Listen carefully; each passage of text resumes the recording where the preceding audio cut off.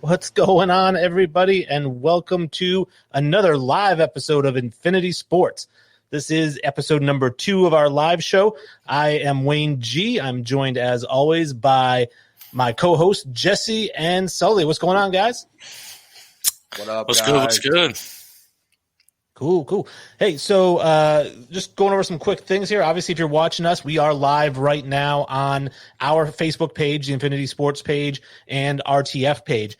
So we are going live every Monday and every Wednesday at 7 p.m. like we are right now. This show will be rebroadcast in audio format Tuesdays and Thursdays on the RTF Sports Network. That's rtfsportsnetwork.com. We are followed today, actually, by The Great Debate. So if you can't get enough of me after an hour, I will be on for another hour afterwards. So definitely feel free to tune in and get as much of your fill of Wayne Gregoire as you possibly can. Yuck. Good luck, guys. Which is, I'm sure, about 20 minutes. So, they're not gonna watch the whole show. So as I mentioned, like I said, we are on the RTF Sports Network. It will play on the streaming website, 1 o'clock on Tuesdays and Thursdays. But if you miss any part of the show or you want to listen to the show again, I'm sure you do, then you can find us on iTunes, Spotify, and Stitcher. So basically anywhere that you listen to podcasts, I think those are the 3 biggest. And I think we're also on like Google Podcasts and stuff because it like tunes into those 3, podcast places. You can reach out to us. We're a very interactive show, so feel free to reach out to us on social media. We are on Facebook at Infinity Sports Podcast, and we have an Infinity Sports group. You can join, you can debate with us and stuff like that. Instagram at Infinity Sports Podcast. We put up some great Instagram content, and Jesse runs our Twitter page, as you can see, at Sports Infinity 5. We're getting a lot of traffic on Twitter, Jesse. We're getting more and more traffic. We've gotten some followers and some likes on there. I know all 3 of us are liking, sharing, and commenting on as much as we can. So that's one of the platforms you can certainly find us and join the fun. Well, yeah, most definitely. Yeah, we do interact. So you shoot us a question, tell us we suck, whatever. We don't care. We like seeing people just comment on the stuff. And like I said, particularly the sports group. If you join the sports group, feel free to comment on stuff. Nobody comments on anything anymore. So we're going to try to be a little bit more interactive. Speaking of comments, last episode, I actually discovered the comment button about 2/3 of the way through the episode. So I didn't realize how to use it. But it is, I'm actually going to be more cognizant of it today. I can see Dylan's joined the show. He says the boys. So thank you, Dylan, for giving us a watch. Thank you, D. And again, good show. We always have a good show today. We're going to basically break down the top 100, NFL.com, NFL Network top 100, and all the crappy picks that they had there. We're definitely going to break down all of those. But first, actually, let me time this right. I time it wrong every single week. So I'm going to put the little thinger up, or little thinger. I'm going to put the banner up. You're so old. I know. Jesus. Let me just touch the doohickey and put on the whoozy what's it. The news button here. The news.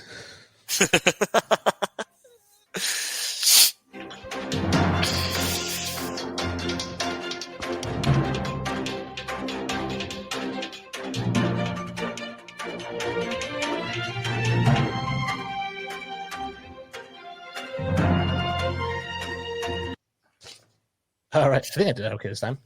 Yeah. So, whatever. I got the news background up this time. I didn't have to have to wait on that one. So like we always do with the news, we try to do this day in history, which is something that happened in this week or this day in history. And I try to pick some that I think are pretty interesting. And starting with August 1st, 2002, Ray Lewis gets the biggest signing bonus in the history of the NFL, $19 million. Absolute legend. One of the better defensive players of all time. I know he was a superstar collegiately, closer to home where Sully is, and then took his talents to Baltimore and just became one of the better Hall of Fame linebackers we've ever seen. I mean, I think he's the best linebacker of all time. I guess depending on how you list Lawrence Taylor. I mean, I guess if you list him as an outside linebacker and you're going to be strict to that, I separate those edge rushers and off-ball linebackers. I separate as 2 different positions. But I mean, he's just so dominant. And to think that now we got $100 million signing bonuses and 19 was the record back then is just insane. Yeah, it's not that long ago. It's only 18 years ago. So. It's not even 2 decades, and we're already 100 times more than what they are. It's like, fuck. It's like technology with the iPhones. Like every year seems to be almost 5 years. Like that type of jump with financials and the sports growth. It's insane. It's aliens, man. The aliens are. August 1st, 1996, we talked about this last episode. It is the Atlanta Olympics. Michael Johnson runs the 219.32 seconds. That is the world record for a little while, and then Usain Bolt runs it in 1919, which is, both of those are incredibly fast, obviously. Give me that Usain Bolt 30 for 30. Yeah, for sure. That needs to happen. Usain Bolt's a legend. This one's actually for Dan. August 1st, 1978. Pete Rose, his hit streak ends at 44 games. Yeah, I mean, I honestly, my dad tells me about the hit streak, and he thought he was going to break it. Obviously, I've get the Pete Rose love from my father, but he thought he was going to break it. And I remember he says when he lost it, that was pretty heartbreaking. I mean, you think about it, one hit, just one going 0 for 5 one game, and I wonder what point, how many hit streaks or how many games in the hit streak before you start really pressing, like maybe 20, 25. I mean, the number's so high at 56 that, like, do you really even care until you get to 30, I guess? I don't know. But, I mean, personally, I'd start pressing once I probably got to, like, 20. At that point, that's just so incredibly hard to do. Like, yeah, from my experience as a fan, I think it's right around, like, the mid-20s is where, the media starts to follow these players and add that pressure to them. Like, I remember recently Jackie Bradley Jr. had, I think it was like 26 or 27 games. And by the time I was getting excited to watch it, it ended. So yeah. Jackie Bradley Jr. wasn't going to be the guy to break it. If Jackie Bradley Jr. breaks that fucking record, that's I mean, that's what made it that much more interesting is the guy only known for his glove, and he was hitting maybe .050. Could for his career could have potentially ended up breaking that streak. So it was fun to think about for a couple minutes. Now I know Jackie Bradley's skinny. Is he even hitting his body weight career average? No. Ooh, probably not. but his glove is second to none. Oh, it's insane. It's really good. I mean, it's not Kevin Kiermaier, but it's really good. Yeah. August 2nd, 1979, we're talking about, unbelievable jumps in money. In 1979, a Washington, D.C. attorney named Edward Bennett bought the Orioles for $12 million. That's probably worth, like $1.5 billion now? God, yeah, I mean, it's one of the worst Orioles baseball teams in the entire league right now. It's still going to get you way more than that. Yeah, Forbes actually just released their biggest sports teams list. Obviously, the top two, I think everybody should know. Do you know who number 3 was?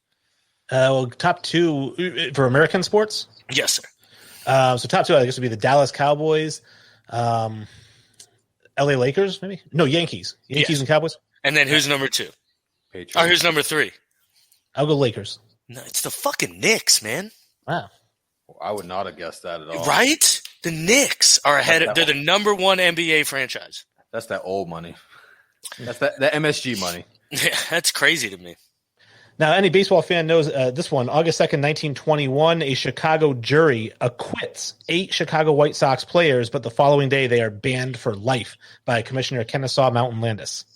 Among them, Joe Jackson. What a commissioner name right there. Mountain?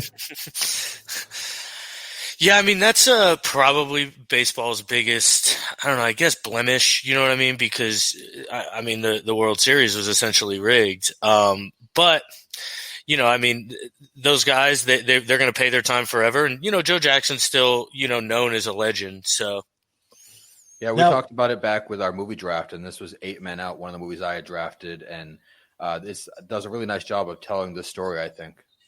Yeah, 8 Men Out's a fantastic movie, and I do love John Cusack as Buck Weaver. And then you've got, obviously, D.B. Sweeney. It plays Joe Jackson, who was illiterate. That was a big thing. So I remember seeing something way back when on Pawn Stars or something like that. They had a Joe Jackson autograph.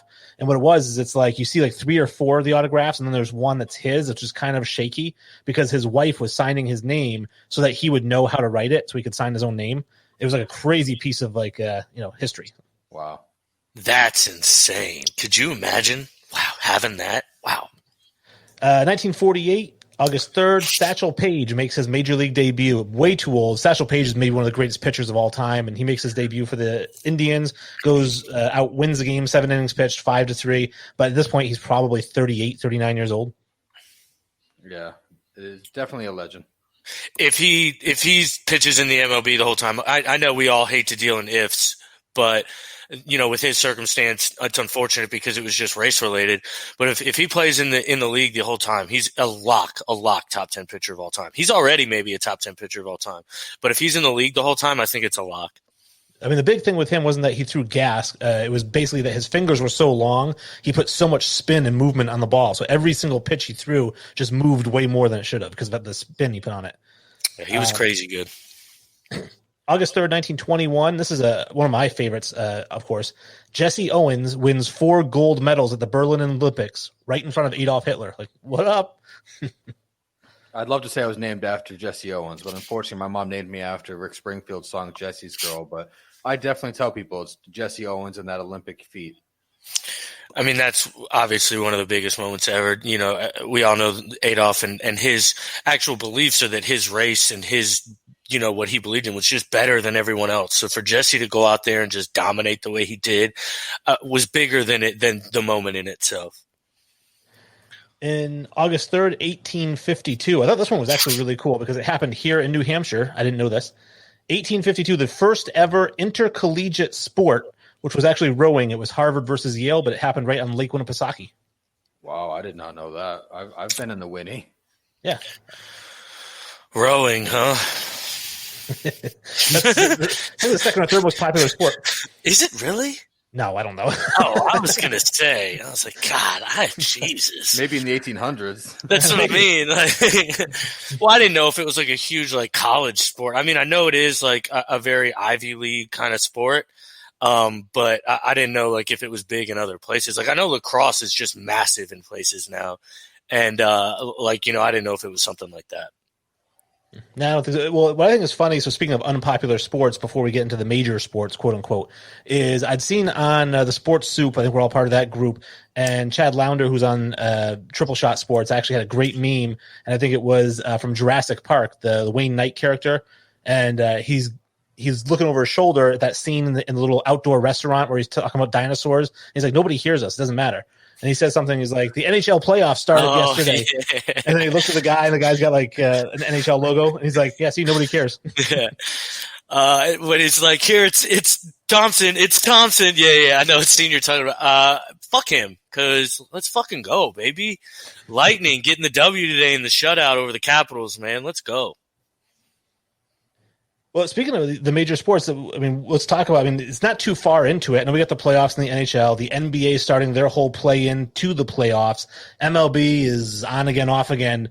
But, we have some sports. I mean, I turn on the TV and I can watch baseball. I can watch basketball. I can watch, not the NFL yet. Hopefully we'll get to see the NFL. But I love watching basketball. And I was kind of upset to miss Zion's debut the other day because Dan Sullivan said Zion's not playing. So I was like, hey, I can't wait to watch him. And he goes, oh, he's not playing today. So I was like, I won't watch then.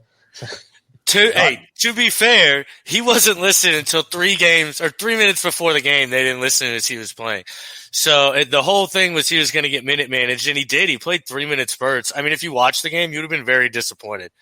The team, you watched the end of the game. The team was up at one point, and with 17 minutes left in the game, they didn't even let Zion back in the game, and the team just floundered and lost. And they lost another bad game later on in the week. And honestly, that team doesn't look very good. I'm not going to lie. The whole tank and get Zion into the playoffs may not be what we thought it was, because that team, I don't know if they're going to make it.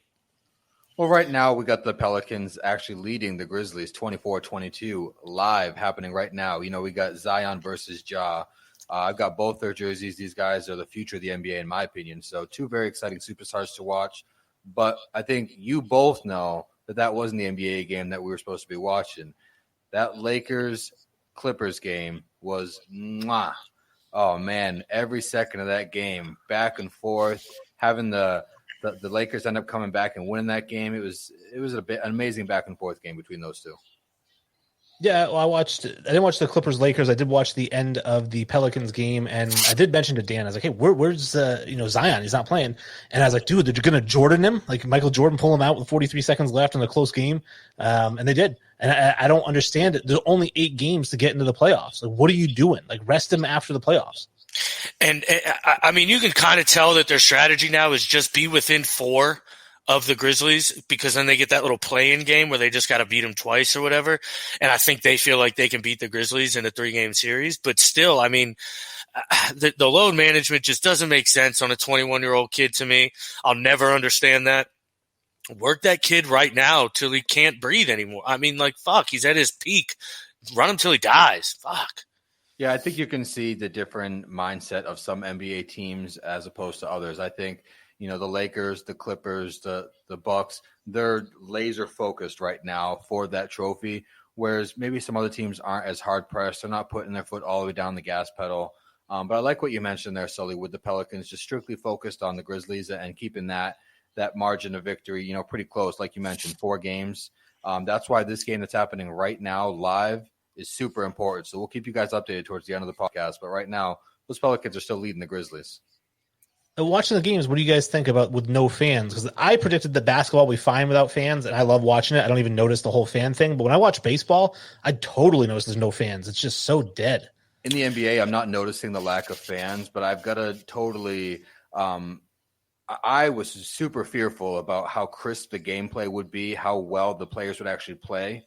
And oh my, we've got TJ Warren dropping his first 50 bucket. We've got players all over the league having fantastic games. I mean, Kyle Lowry, of all people, having almost a near triple-double to beat the Lakers. So players are a lot more refined and crisp than I thought they would be. Honestly, I haven't watched a baseball game, so I couldn't tell you how it is or isn't with the fans. But the NBA, I actually like the aspect of going out there and seeing former NBA players pop up on the screens like Bosch and Kittles and Pierce. So hopefully that continues, but I just wanted to say how crisp the players are actually playing. Yeah, I think they're playing well too, and I'm a Rays fan, so I don't have fans at my games anyway, so I don't really have any notice. But yeah, I mean, baseball's just quiet. I don't think they're doing a good of a job. Maybe is pumping in the artificial crowd noise through the fake game or something like that.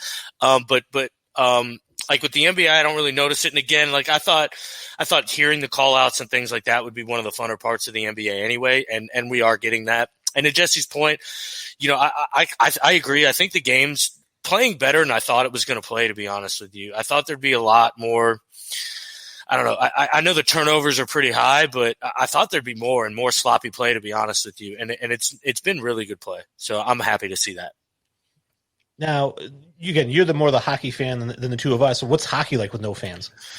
I mean, again, I just watched the Lightning game today, and I really didn't see that much of a change. Now, the only difference between that is like fans go bonkers and like up on the glass, and they're very interactive in hockey. So that's kind of missing. But the players themselves get zero effect, I think, from the fans. Well, not zero, obviously crowd noise and things like that helps, but especially in hockey, it's not really that big of a deal. But I mean, these games are electric and they're so much fun to watch. That Blackhawk Oilers series, I mentioned it way back when we talked about this.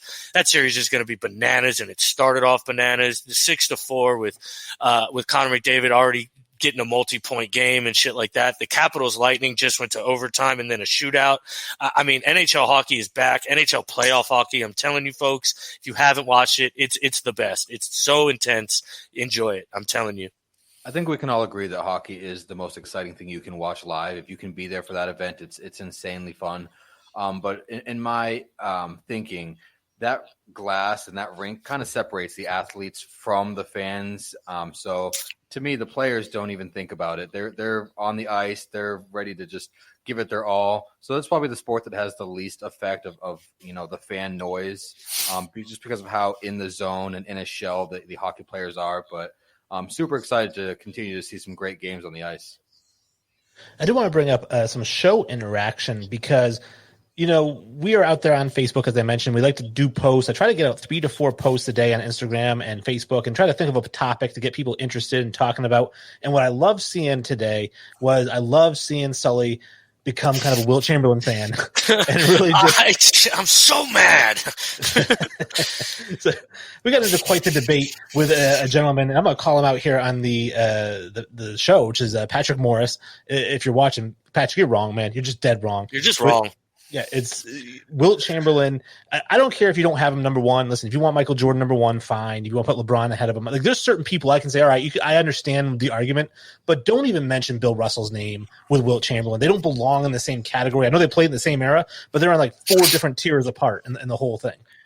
See, I agree, and I mean, the big issue I get is people being unable to separate the greatness level of a player and like the talent level of a player. Because we're talking about kind of 2 different things here. And I mean, yeah, Bill Russell was great. I mean, you're not going to take away the 11 championships or 13 championships or whatever it is. I think 11 straight or something like that. 11 total. 9 straight. That's what it is. My apologies.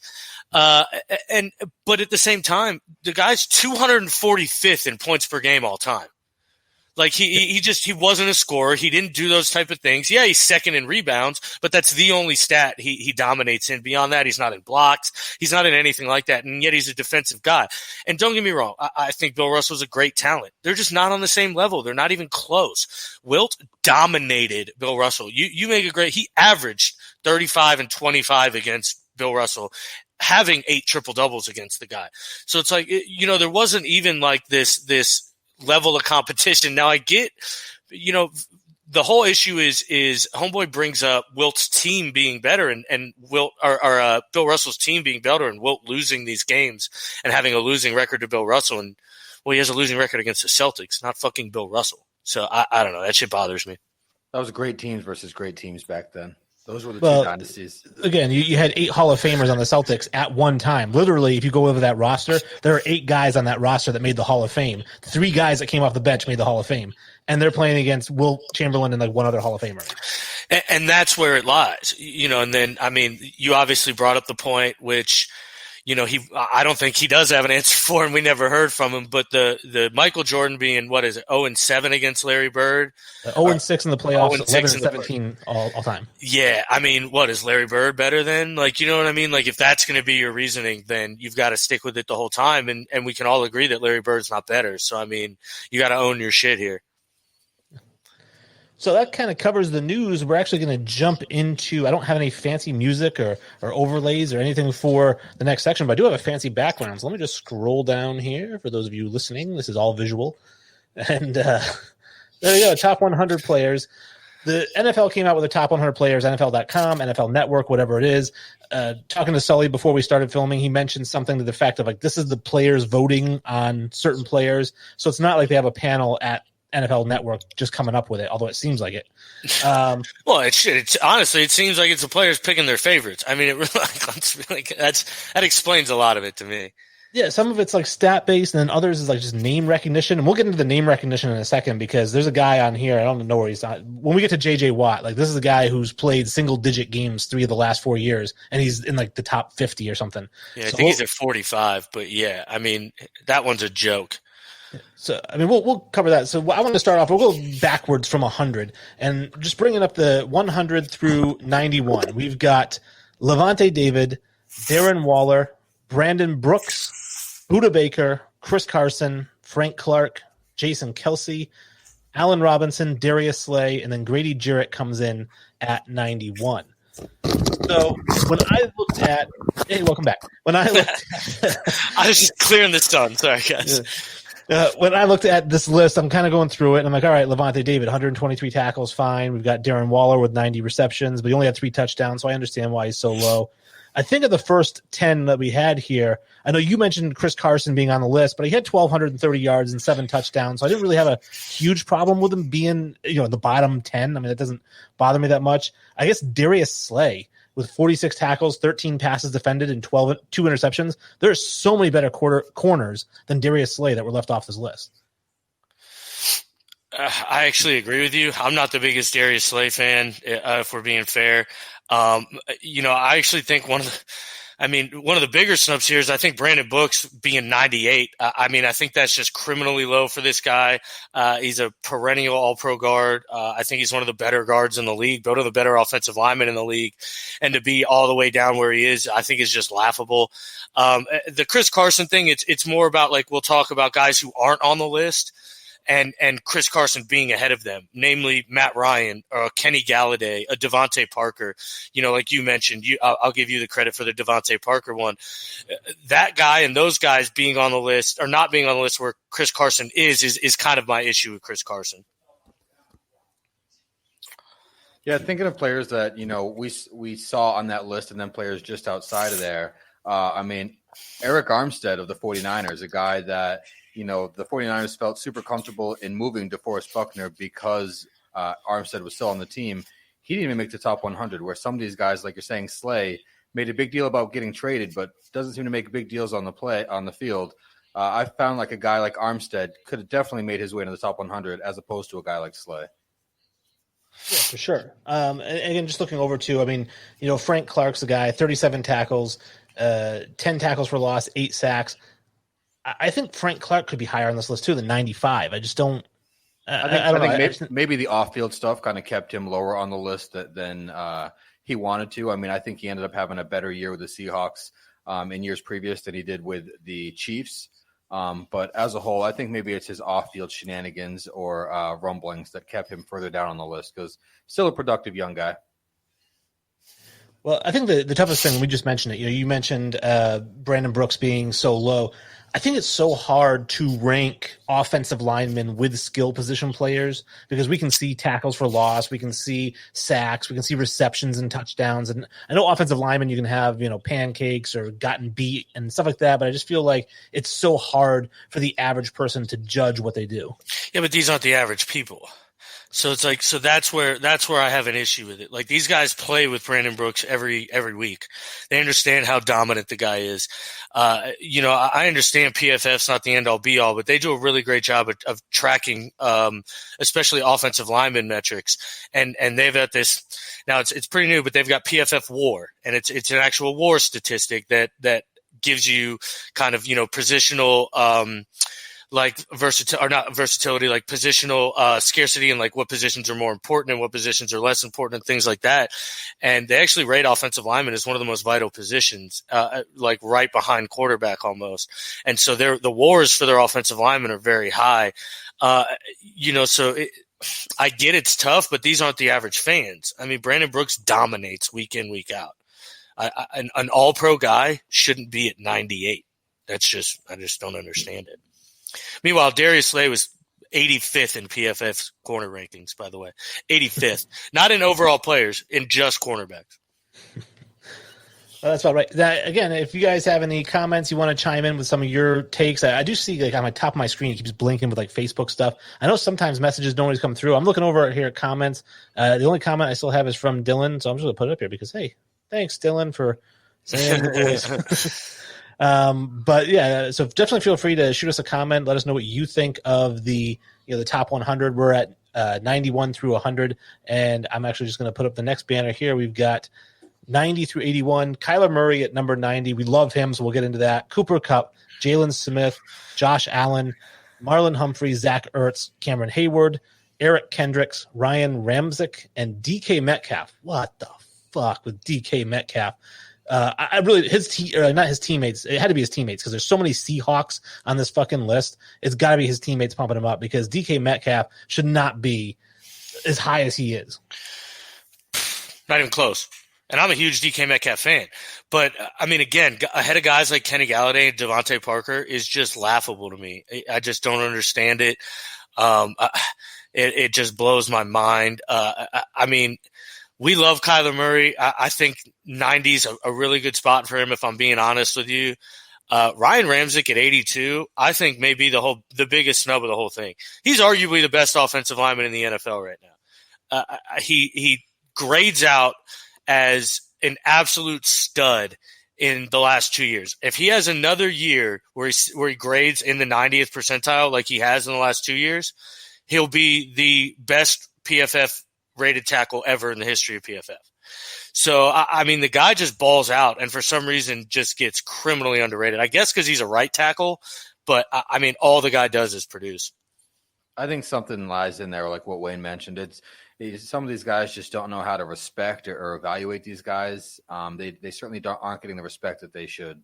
One of the guys I saw on this most recent list that Wayne threw up there was Marlon Humphrey. And I know you guys aren't shocked that I'm going to bring up a former Alabama guy, but Logan Ryan is not better than Marlon Humphrey, man. I mean, this boy on the Ravens was a fantastic player. You know, he's one of the components of arguably the best secondary in the entire NFL, and he is way better than Logan Ryan. And I'm sure if I continue to scope out, I'll find a few other omissions there that Marlon Humphrey is way better than a few defensive backs that made this list. Yeah, namely Richard fucking Sherman. Well, name recognition, like Wayne said. And I brought up before we even got started, I mentioned to Sully, I said, what about Joe Hayden? Joe Hayden had like 18 passes defended this year, 5 interceptions, you know, and you're going to put, you said Logan Ryan on there? Because Sully said, well, you know, Hayden gets beat a lot. And I'm like, Logan Ryan gets beat more than anybody. He gives up so many catches. That's why he has 118 tackles, because he lets the guys catch it and he tackles them. Yeah, but for me, him being 30 spots ahead of Marlon Humphrey is just a crock. I mean, in quarterback-wise, I know we said Kyler Murray, 90 is a good spot for him. How about this? Josh Allen doesn't belong on this list. I love Josh Allen. I mean, we love Josh Allen. He's got a big arm. He completed 58% of his passes last year for 3,000 yards. Kyler Murray completed 64% for 3,700 yards, and they had the same amount of rushing yards. I mean, why are you having Josh Allen ahead of Kyler Murray? Josh Allen should not even be on this list. There's probably 2 or 3 or 4 or 5 quarterbacks better than Josh Allen. I agree. The issue with this list I have is it's like it looks like it's half projection, half right now. Kind of like people can't figure out kind of how they're voting, where they're voting. Because I mean, if we're being honest, I love Kyler Murray. Right now, he's not better than Matt Ryan. Like, you know what I mean? Like let's be real. Like, you know, Matt Ryan's probably still the better NFL quarterback. Now, he still threw for 4,600 yards and 26 touchdowns last year. You know what I mean? And so it's just it's a little tough. You know, you're waging. You know, am I going to keep this old guard that's been on here that's had a down year? Am I going to pick the new guy that's coming up? You don't want to be late to it. I don't know. It's so weird. I can't figure out how these guys are voting. Yeah, you both, I believe, had Kyler Murray as a dark horse MVP candidate, and this guy's 91.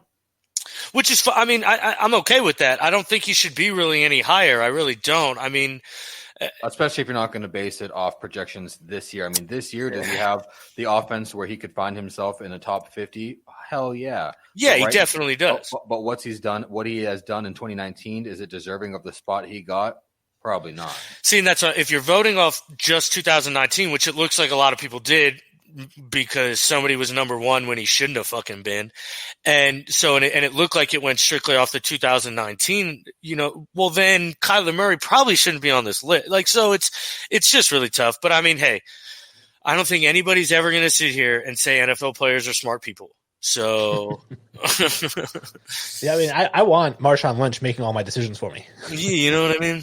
I'm just here so I don't get fined. DK, just going back to DK Metcalf, I'm looking at 58 receptions last year, and 900 yards. And meanwhile, you've got 4,000 or 5,000 yard receivers who aren't on this list.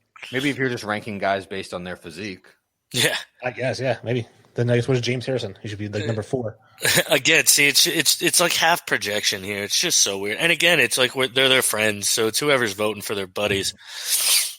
Now we get to the next section. We've got 80 through 71. Myles Garrett comes in at 80, which again, I understand his stats weren't great, and we'll get into that. Calais Campbell at 79, Tyron Smith, Keenan Allen at 77, Marshawn Lattimore, Earl Thomas. Again, what the hell is Earl Thomas doing on here? Ronnie Stanley, Fletcher Cox, Josh Jacobs, way too low, I think, if we're going to go running backs. I think he's the second running back. Carson was the first running back. And then Jarrell Casey. So, again, Myles Garrett at 80. I mean, we talked about how he's one of the best pass rushers in the NFL, and he's at 80. That boy just got paid, too. That one is my biggest snub of the entire list by far. By far. I think Myles Garrett's a lock top 10 player, and him at 80 just blows my fucking mind. I can't understand it whatsoever. The guy missed how many games was it last year? I don't remember the exact number. Yeah. Missed at least 6 or 7 games, was still in the top 5 in pressures. Who are you taking out of the top 10 for him, Sully? Derrick Henry. Easy. Get the fuck out of my top 10. You're a running back. Well, how about another Seahawk with Bobby Wagner? Why is Bobby Wagner in the top 10? All right. So I'm never going to – I'm a huge Bobby Wagner fan, so – okay, so I'm just going through the list here and just looking at some of these stats here. And Keenan Allen, I know he called himself the best receiver in the AFC West, which I don't know if that's true because I think Tyreek Hill's better than he is. but he does catch a lot of balls. 104 catches last year, 1,199 yards. Yeah, I mean, Josh Jacobs wasn't too. I know you said, Dan, you don't like running backs particularly, but Josh Jacobs, I mean, is that the right number? Is 72? I think 72 is perfect. I mean, I'm not mad at him at 72. I'm really not. I think that's kind of probably where I think I'd have him a little lower, like, because I'd have Ramczyk higher. I'd have Cameron Hayward a lot higher. I actually think I'd have Eric Kendricks higher, just a tad bit. I mean, the coverage season he had was insane, but this list in general, I got a big issue with the 80 through 70. Fletcher Cox has 200 pressures over the last 3 seasons from the inside. 206, actually, pressures from the interior defensive lineman position, which is just insanely stupid. And is it 73? Like, what? The guy flat out dominates. I mean, just absolutely dominates. And at 73 is just bonkers. Ronnie Stanley put up one of the best seasons we've ever seen from a tackle. He graded in the top 10 in PFF in both pass blocking and run blocking, which is the only tackle to do so this year. And is somehow at 74. I just, these things, like, we'll get to the next one, but there's a guy on this list who shouldn't be on this list. And it's just, and Keenan Allen thinking he's ahead of these other boys is wild. I'm glad you brought him up, Sully, because, I didn't want to be a Raven honk, but Ronnie Stanley definitely deserves to be up higher. For sure. That whole 80 through 70, I think, had a lot of issues. The rushing offense that team just put up, I mean, the historic numbers that the Ravens had, and you're going to take their best lineman and throw him down towards the bottom quarter of this list. Yuck. That's great. I mean, linemen I can tell, are getting seriously disrespected in this list. So 70 through 61, we've got Fred Warner, Larry Fitzgerald at 69, Ryan Tannehill, Demario Davis, Laramie Tunsil, Tyler Lockett, Harrison Smith, Preston Smith, David Bakhtiari, and Jarvis Landry at 61. And Landry was another one who I love Jarvis Landry's talent and what he's capable of, but he hasn't done what I think he's capable of the last couple of years. So I don't understand how he gets put up there, like you said, with Devontae Adams off the list. Looking at, I mean, Larry Fitzgerald shouldn't be on the list. And I love Larry Fitzgerald. He's got great hands, but he should not be on the list. That's what I was talking about. Name recognition ones. That's Pudge right there. That's Pudge Rodriguez just continuing to make a list for something he did 4 or 5 years ago. And I mean, I think we all love Larry. Everybody in this room loves Larry Fitzgerald, loves him. But the guy is not the 70th best player in the NFL right now. Let's be fucking real, folks. I mean, again, just a similar theme with me, bro. How is David Bakhtiari the 64th best player in the NFL right now? How is he not higher on this list? It just blows. He's never put a grade under an 88 for the PFF blocking. Never, ever for pass blocking. He owns the number 1, number 2, and number 8 best pass blocking grades of all time in the PFF era. And I know I'm going to spit this out a lot, but it's all we have to quantify offensive linemen is essentially what PFF is doing with their analytics. So it's really tough to use anything else. Like Wayne mentioned, they don't get a lot of fanfare, and I get that. But I mean, in this day and age, we got a lot of ability to grade them, and these guys just need to get more respect. Quick note on the quarterbacks. I would not want Tannehill over either Kyler Murray or Josh Allen. Tannehill's not on this list. Shouldn't be. He shouldn't be is what I'm saying. Okay, I was going to say he is. Yeah. No, I know he is, but I'm just saying he shouldn't be on this list either. I agree. Well, and like you said, with the players voting, that's the problem. Is there's so many more skill players than there are trench players in the league. So it's like, who's voting for Fletcher Cox? Like you said, who's voting for him? David Bakhtiari is voting for him. Yeah. Who's voting for Bakhtiari? It's going to be Myles Garrett's voting for him because these are the guys they go against. But like, do you think Odell Beckham Jr. even knows who Bakhtiari is? He has no idea. That's probably true. I honestly didn't think even that. That's 100% true. Getting into 60 through 51, we're almost to the halfway point here. Logan Ryan, Odell Beckham, speaking of the idiot, Kirk Cousins, Devontae Adams, DeForest Buckner, Zach Martin, Stephon Diggs, Marcus Peters, Chris Jones, Todd fucking Gurley at 51. I mean, the guy averaged 3.8 yards per carry last year. Todd Gurley is still on a stationary bike outside the Super Bowl, just trying to warm his legs up. But yeah, he doesn't belong on this list, and I can't believe he made it. Yeah, I don't know what's going on there. That's just laughable. I mean, fuck, the guy doesn't even have a knee.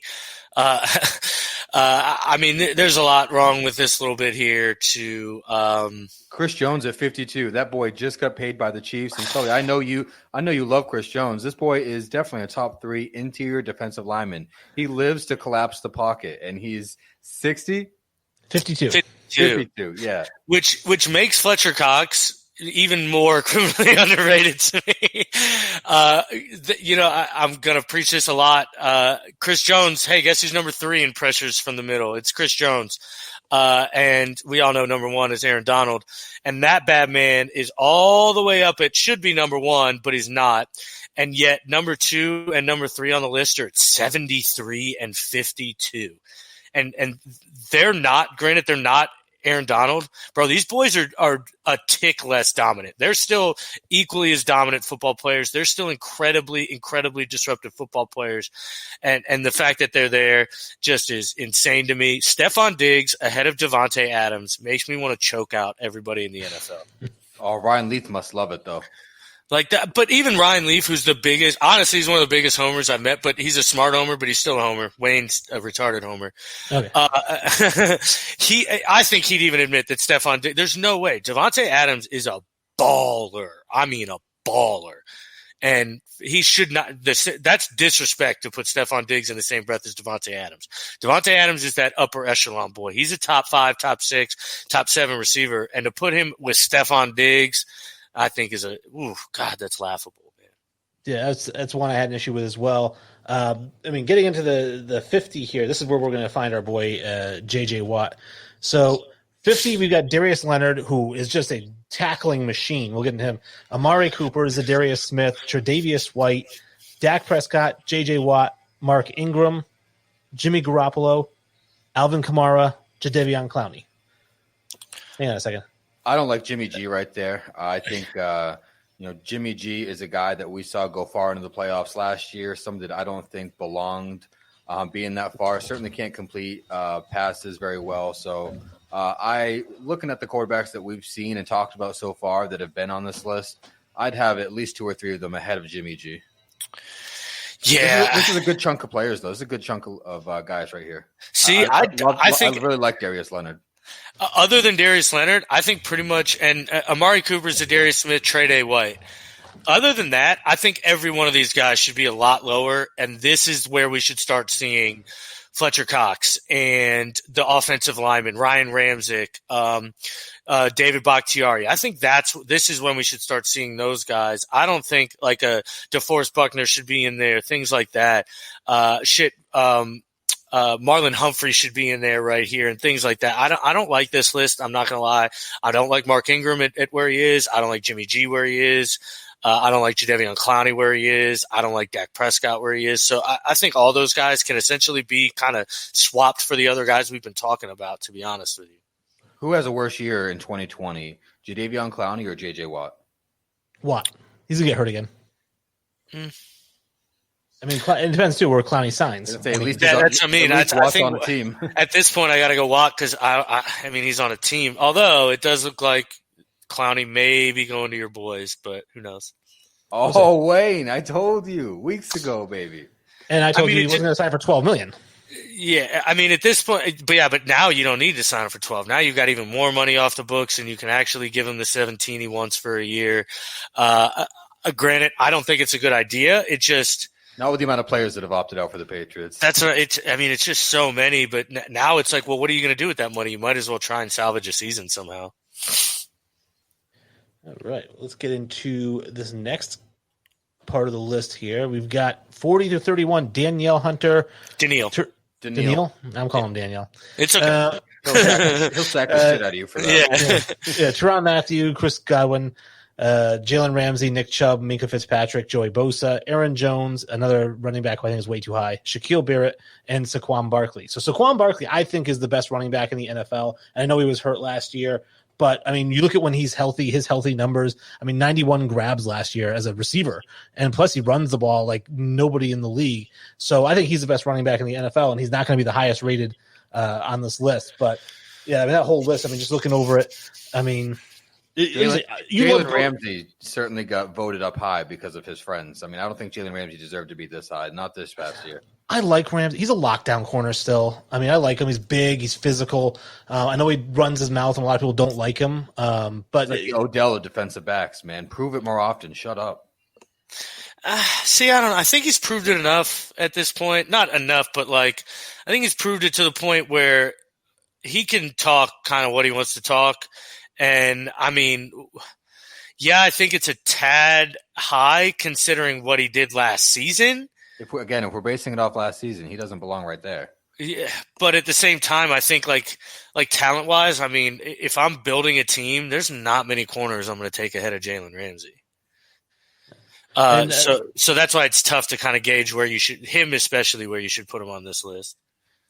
Now, again, as a Buccaneers fan, and I know you love, is it Godwin? Is it Chris Godwin? Godwin. Okay, I know you love Godwin, but is he better than Devontae Adams?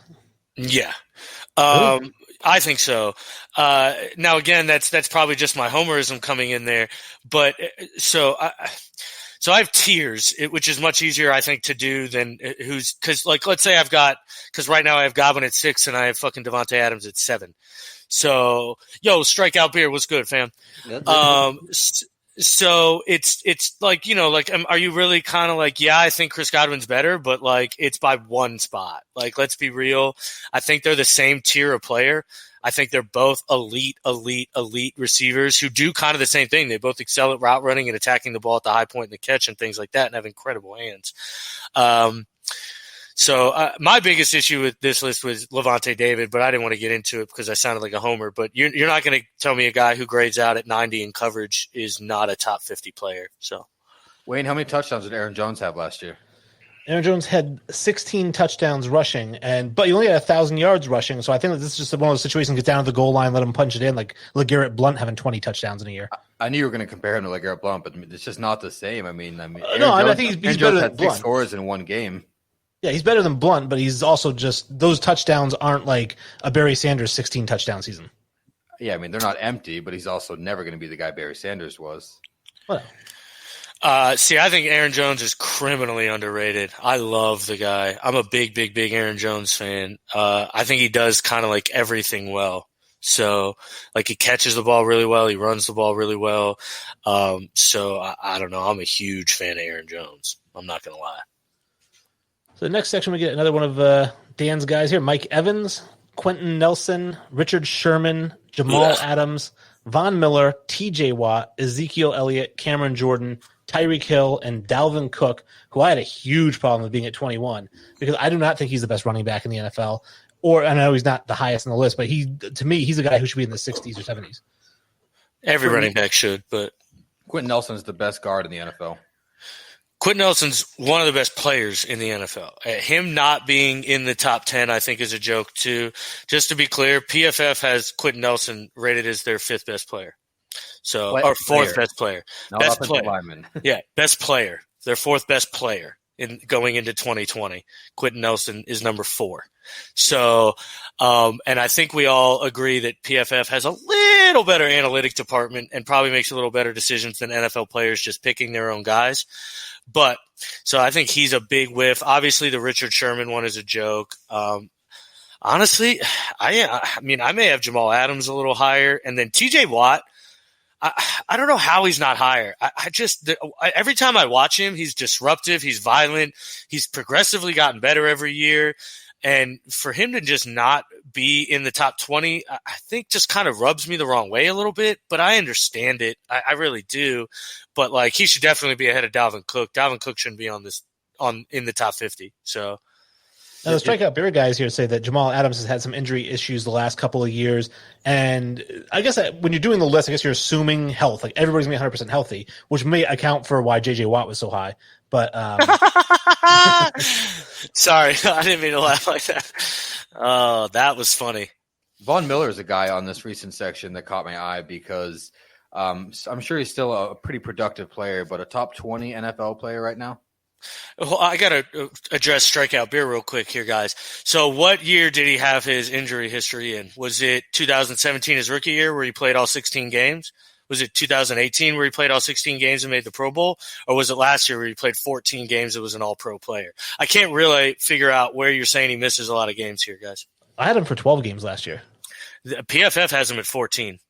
Oh, I don't know. Or Pro Football Reference has him at 14. So with 7 pass deflections. All right. And 13 quarterback hits from the safety position, which is bonkers. I didn't realize that. Holy shit. I also have Tyreek Hill at 12 games. Maybe he missed some time, too, for beating up his kid. God, you're so savage. We got 20 through 11. We got Deshaun Watson, Khalil Mack, Travis Kelce, Nick Bosa, Aaron Rodgers, Chandler Jones, Tom Brady, Bobby Wagner, Drew Brees, Julio Jones. So now we're getting into like the really big name guys here. And I mean, just my first instinct when looking at it, I was like, okay, Deshaun Watson, 20, all right, I can deal with that. Travis Kelce at 18, they had 97 grabs for 1,229. He's the best tight end in football. Except I don't understand. They have a tight end in the top 10. Yeah, except he's not. That guy George Kittle's the best tight end in football. I think Kelsey's better than Kittle. Bro, I don't want to have this. All right. So George Kittle is, for one, does everything Travis Kelce can do as a receiver, and he will maul you on the fucking line. Absolutely maul you, bro. And that's where I think he's Gronk. He's actually baby Gronk, not Travis Kelce. Travis Kelce's he's a poser. He's Tony Gonzalez, which is fine. I'm okay. He's a monster. He's fantastic, but he's not the best tight end in the NFL. Tight end is still an inline position, and George Kittle dogs dudes in the blocking game. We're going to be a broken record here because we're going to continue to ask, is this projection or is this based on last year? Because right here in this quarterback grouping, Tom Brady and Aaron Rodgers did not have a better 2019 than Deshaun Watson. No, they didn't. And not only that, but is Tom Brady better than Aaron Rodgers? No, not even close. What? What question are you asking? Last year, this coming year, career-wise? This coming year, right now, 2020, Tom Brady is not as good as Aaron Rodgers.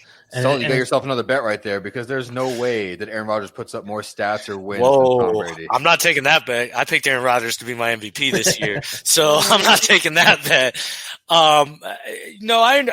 So this isn't the Wilt Bill Russell debate, but I think this is a talent versus kind of greatness debate at this point. Aaron Rodgers is more talented than Tom Brady right now. I will give that. I think Tom Brady's a better quarterback, but Aaron Rodgers is more talented. So, I mean, I guess we can go there. Brady has the better toys and weapons this year as well. Julio Jones at 11 is ridiculous. Absolutely ridiculous. I think he should be higher. I get it, but I get why they have him lower, but I think he should be higher. Thank you for the clarification, Strikeout Beer. I was actually curious if you were talking about Devontae or Jamal because okay. We were talking about both players there. So all right, my fault then, Strikeout. My fault, guys. My fault. Well, because we were just talking about Jamal, but that's my apologies, boys. I almost asked, but you seem to be ready to just tear into him. So because that one didn't make any sense to me. I was like, wait a second. Jamal Adams hasn't missed a game. Yeah, like the guy hasn't missed a game. So Strikeout's like, not that fucking guy. Yeah. All right, let's get to the top 10. Number 10, Derrick Henry. Number 9, Stephon Gilmore. Number 8, DeAndre Hopkins. Number 7, George Kittle. Number 6, Christian McCaffrey, which I misspelled. Number 5, Michael Thomas. Number 4, Patrick Mahomes. Number 3, Aaron Donald. Number 2, Russell Wilson. Number 1, Lamar Jackson, the best player in the NFL. All right, so my biggest issue with this is a guy that you didn't see listed right there, folks, and that is Chandler Jones. How is that boy not in the top 10? I mean, led the league with 8 forced fumbles last year, had 19 sacks. I mean, this boy's got almost 100 career sacks now. I mean, he's had an amazing stretch with the Cardinals, been consistent every year, been a beast every year. This is one of those guys that I think Belichick wishes he wouldn't have given up on too early, probably ended up wishing he paid him. But Chandler Jones, to me, belongs in that top 10. Belongs in there above Michael Thomas. Belongs in there above Derrick Henry. I'd have Chandler Jones in my top 10 for sure.